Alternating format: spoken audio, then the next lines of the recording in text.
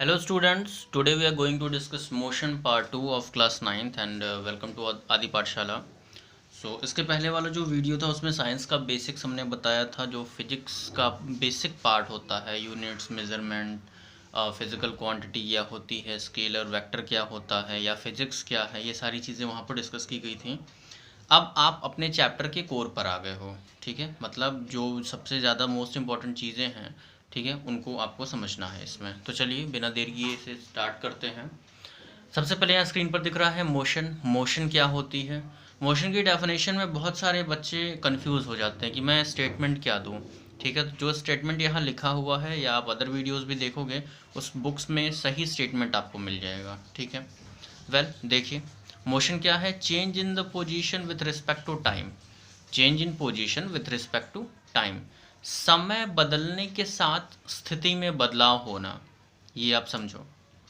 Time भी change होगा और पोजीशन भी चेंज होगी, देन हम कहेंगे कि वो बॉडी मोशन में है, ठीक है। If a body is changing its position with respect to time then it is said to be in motion, ठीक है। एग्जाम्पल है आपका एक मूविंग कार, ठीक है। अब जैसे किसी जगह पर एक पेन रखी और कई दिन बाद वो पेन अपनी पोजीशन से हट गई, अब प्रेजेंट में उसमें कोई चेंज नहीं हो रहा है, तो उसे आप मोशन नहीं कहोगे, उसे सिर्फ डिस्प्लेसमेंट कहोगे कि बॉडी डिस्प्लेस हुई, ठीक है। लेकिन अगर ये चेंज कॉन्टिन्यूअस है, ठीक है, तब आप कहोगे कि हाँ ये मोशन में है, ठीक है। इस बात का ध्यान रखिएगा।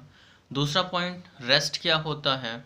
अगर कोई भी बॉडी, सिंपल सी चीज़ें, टाइम बदलने के साथ पोजीशन बदली तो मोशन कहा गया, टाइम बदलने के साथ पोजीशन में कोई चेंज नहीं आया तो हमने उसे रेस्ट कह दिया। बिल्कुल ही सिंपल सा है। If a body is not changing its position with respect to time then it is said to be in rest. अगर कोई बॉडी अपना पोजीशन टाइम के साथ नहीं बदलती है तो हम उसे रेस्ट बोलेंगे। ये सिंपल से कॉन्सेप्ट हैं इसके। अब मोशन कितने टाइप की होती है? देखो, मोशन डायमेंशन के बेसिस पे, पाथ के बेसिस पे, यूनिफॉर्मिटी के बेसिस पे कई तरीके से क्लासिफाई की गई है, ठीक है। बट जो बेसिक बिल्कुल आपको पढ़ना है क्लास 9th में वो यहाँ देखिए, ठीक है। टाइप्स ऑफ मोशन, ये दो चीज़ें हैं यहाँ पर, based on path and based on uniformity, ठीक है। यूनिफॉर्मिटी मतलब होता है चीज़ों का समान गति से चलना, ठीक है। मतलब उसमें कोई भी वेरिएशन ना हो, ठीक है। ऐसा तो यूनिफॉर्मिटी के बेसिस पे मोशन दो टाइप की होती है, पहली यूनिफॉर्म मोशन, दूसरा नॉन यूनिफॉर्म मोशन। यूनिफॉर्म मतलब एक समान, नॉन यूनिफॉर्म मतलब वेरिएबल, जिसमें पोजीशन का चेंज टाइम के चेंज के अकॉर्डिंग बैलेंस ना बना पा रहा हो, ठीक है। एक एक को डिस्कस करेंगे, बट आज जो हम लोग डिस्कस करने वाले हैं वो हैं ये पांचों पार्ट, ठीक है। मोशन कितने टाइप की होती है? बेसिकली मोशन रेक्टिलिनियर मोशन हो गई, सर्कुलर मोशन हो गई, रोटेशनल मोशन या रोटेटरी मोशन, ऑसिलेटरी मोशन या वाइब्रेटरी मोशन भी कहते हैं जब ऑसिलेशन फास्ट हो जाते हैं, एंड ब्राउनियन मोशन या जिगजैग मोशन, ठीक है। ये पांच चीज़ें आज आपको इस वीडियो में हम कवर करेंगे, तो ध्यान से देखिए। पहले पॉइंट पर आते हैं, रेक्टिलिनियर मोशन क्या होती है। रेक्टिलिनियर मोशन देखो, rectilinear motion, motion of a body in a straight line is called rectilinear motion, ठीक है। अगर कोई बॉडी किसी भी सीधे रास्ते पर ट्रैवल कर रही है, सीधे रास्ते पर चल रही है, तो हम उससे रेक्टिलिनियर मोशन कहेंगे। हिंदी में इसे रज्जु रेखीय गति कहते हैं, ठीक है। इसका एग्जांपल आप ले सकते हो कि एक कार है जो स्ट्रेट रोड पे मूव कर रही है, या कोई ऑब्जेक्ट है जो ऊपर से नीचे गिर रहा है, ठीक है। और या फिर कोई इंसान एक सीधे साधे रास्ते पर टहल रहा है, चल रहा है, ठीक। पाथ शुड बी स्ट्रेट, ठीक है। प्रैक्टिकली ये वाली जो मोशन होती है ये मतलब इसको थोड़ा सा बहुत ध्यान से देखने पे समझ आएगा कि बॉडी स्ट्रेट लाइन में मूव कर रही है, ठीक है। हमें लगता है कि ये पॉसिबल है बट ये कॉमन नहीं है, ठीक है। जनरली लोग सर्कुलर मोशन इंक्लूडेड होती है आपकी मोशन में, या ब्राउनियन मोशन होती है। अभी आपको बिल्कुल क्लासिकल स्टेट पे रहना है, तो आप इतना समझ लो कि अगर कोई बॉडी स्ट्रेट लाइन में ट्रैवल करती है तो वो रेक्टिलिनियर मोशन कर रही है। एग्जांपल्स आपके सामने हैं। Second point, circular motion, motion of a body on a circular path. जब एक कार टर्न लेती है तो एक सर्कुलर पाथ फॉलो करती है, या जो बच्चे मैरी गो राउंड, वो जो झूला होता है उसमें मूव करते हैं, तो वो बच्चे जो जिस जगह पर बैठे होते हैं अपनी चेयर्स के साथ वो मूव करते हैं। So this is called circular motion. या जो फ़ैन है, जब फ़ैन चलता है तो उसका जो ब्लेड का कॉर्नर है, टिप है, वो एक सर्कुलर पाथ फॉलो करता है, ठीक। और इस तरीके से इसके एग्जांपल्स हैं, सामने देख लीजिए। A car is turning through a curve, या एक पत्थर को बांध करके किसी भी धागे के थ्रू उसे रोटेट कराया जाए, सॉरी उसे रिवॉल्व कराया जाए, ठीक है। तो उसका रिवॉल्विंग मोशन जो है उसको सर्कुलर मोशन कहेंगे, ठीक है। Third one is oscillatory motion, ये थोड़ी सी स्पेशल मोशन है। अगर कोई भी बॉडी अपनी मीन पोजीशन के अराउंड, देखो जैसे ये एक लाइन है, समझ लो ये मीन पोजीशन है, कोई बॉडी यहाँ से यहाँ गई, फिर यहाँ से यहाँ आई, यहाँ से यहाँ, फिर यहाँ, ये up down motion, to and fro motion, ये कॉन्टिन्यूस हो रहा है, तो हम इसको ऑसिलेटरी मोशन कहेंगे। कॉन्सेप्ट को अपने दिमाग में बैठाने की प्रॉपर कोशिश करिएगा, ये बहुत ज़रूरी है, बच्चे इसे भूल जाते हैं।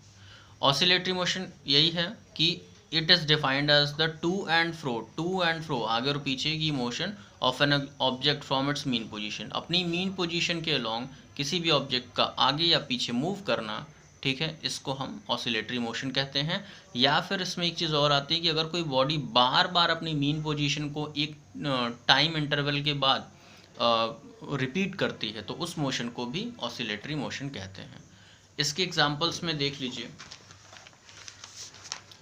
इसके एग्जांपल्स क्या क्या हैं। ऑसिलेटरी मोशन का एग्जांपल है ऑसिलेशन ऑफ सिंपल पेंडुलम, यहाँ सामने दिख रहा है।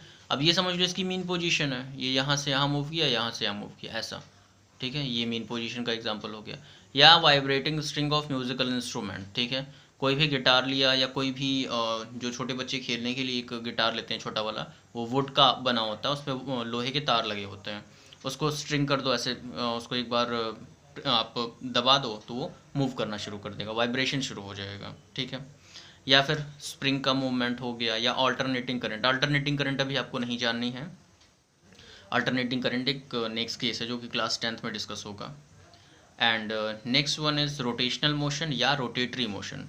रोटेटरी मोशन क्या होती है, बॉडी इस बार अपना जो पाथ है उसको भी नहीं, उसमें बढ़ नहीं रही है, ठीक है, और वो अपने एक्सेस पे मूव कर रही है, ठीक है। अगर कोई भी बॉडी अपने एक्सेस पे मूव कर रही है, motion of a body on its own axis, जैसे देखो ये पेन है, अगर मैं इस पेन को ऐसे ऐसे ऐसे ऐसे मूव कराऊँ, ठीक है, ऐसा इसको मूव कराऊँ, तो ये क्या होगा, अपनी जगह नहीं बदल रही, बट ये अपने एक्सेस पे ही रोटेट कर रही है।